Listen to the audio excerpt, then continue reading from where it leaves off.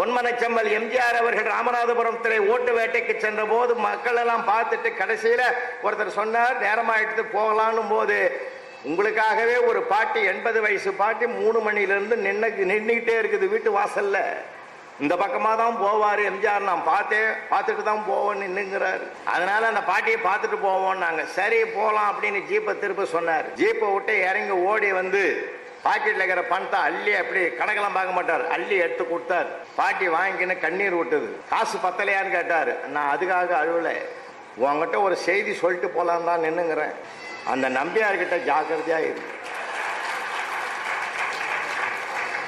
நம்பியார் நல்ல மனுஷையா, அவர் மாதிரி ஒரு ஒழுக்கமான நடிகர் கிடையவே கிடையாதுயா.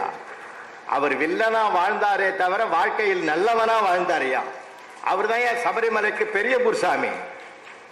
ஆனா அந்த பாட்டி மனசுல என்னாச்சு, அவரால் இவருக்கு ஒரு கெட்டது வரக்கூடாதுன்னு நினைக்குது பத்தியா. நடிப்பில் கூட ஒருவருக்கு அவருக்கு துன்பப்படுத்த கூடாதுன்னு நினைக்குது பாத்தீங்களா. இதுதான் சார் வாழ்ந்த வாழ்க்கைக்கே அர்த்தம்.